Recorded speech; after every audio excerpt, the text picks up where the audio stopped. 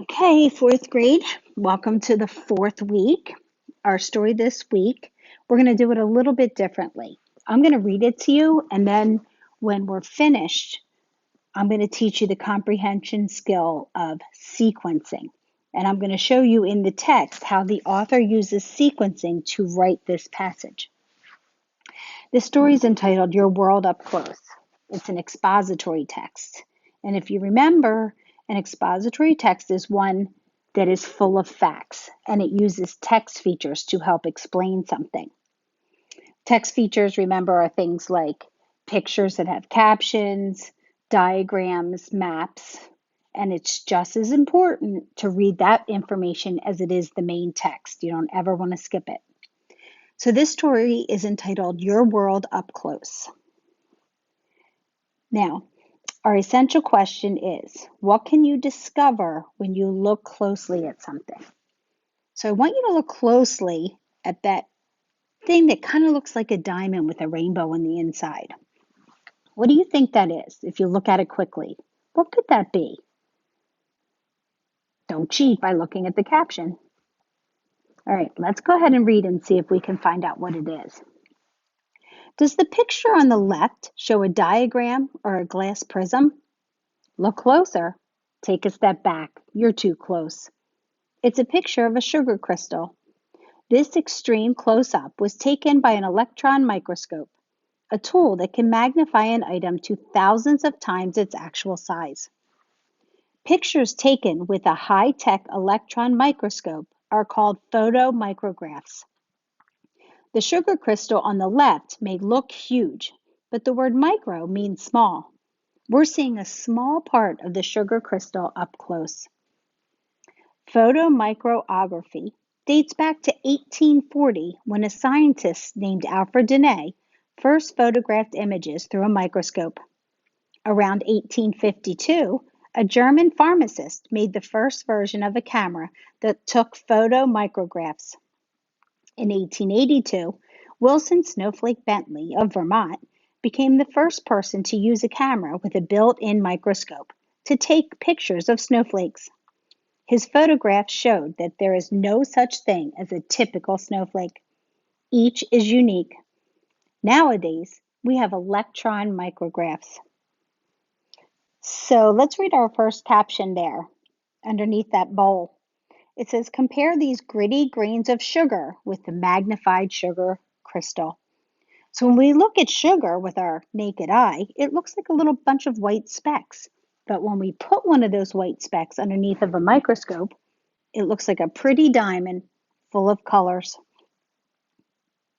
Our other picture says the photographs of Snowflake Bentley showed that snowflakes are shaped like hexagons. Now, you all know we can't see what a snowflake looks like with our own eye, but when we put it under a microscope, we can see that some of them really are amazing.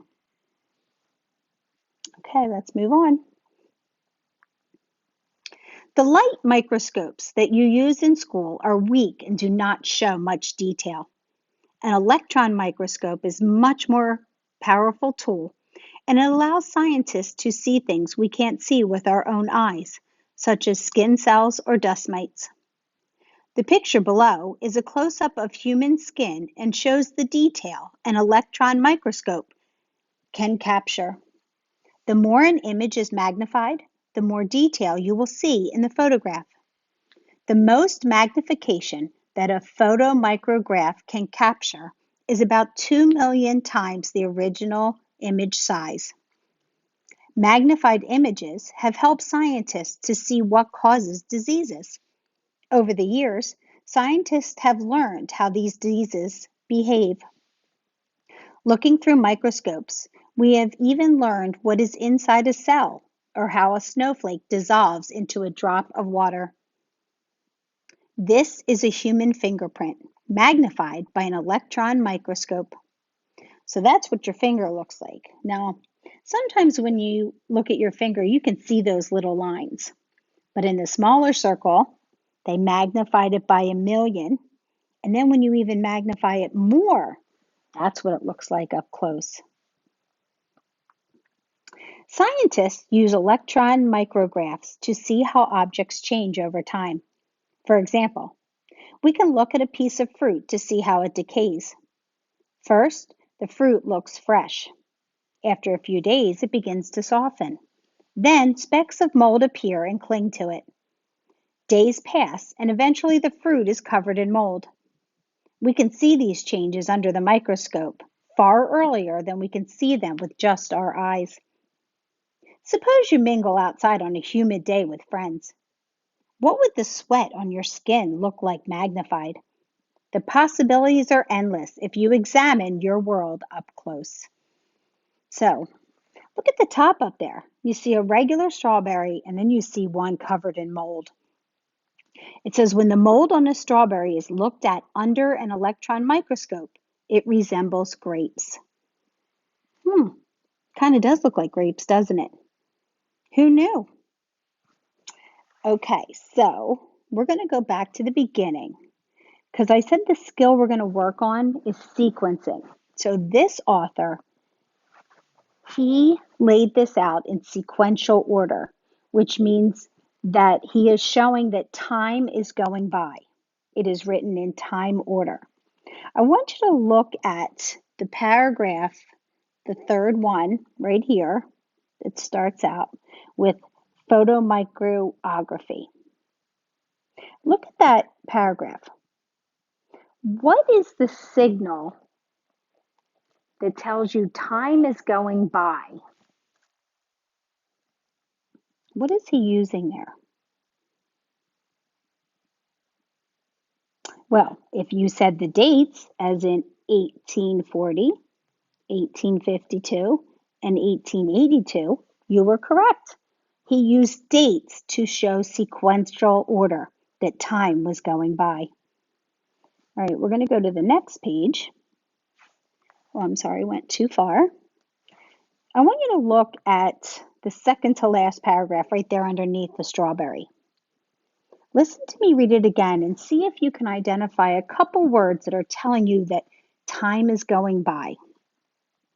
Scientists use electron micrographs to see how objects change over time. For example, we can look at a piece of fruit to see how it decays. First, the fruit looks fresh. After a few days, it begins to soften. Then specks of mold appear and cling to it.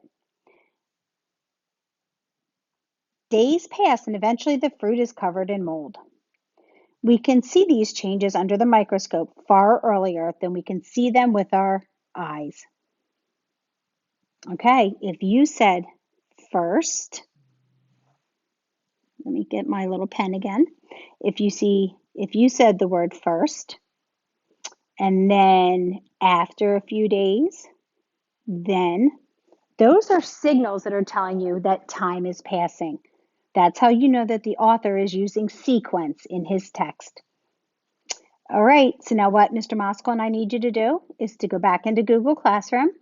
We posted another expository text, and there are 3 questions there that you need to answer about sequencing. So be sure as you are reading that text, you're looking for clues that tell you time is passing by. Okay, good luck. And also, don't forget, you can always go back to the McGraw-Hill, the Wonders material, and read other stories that are posted for this week, and you can play the games. And don't forget about practicing your vocabulary words and your spelling words. All right, good job, everybody.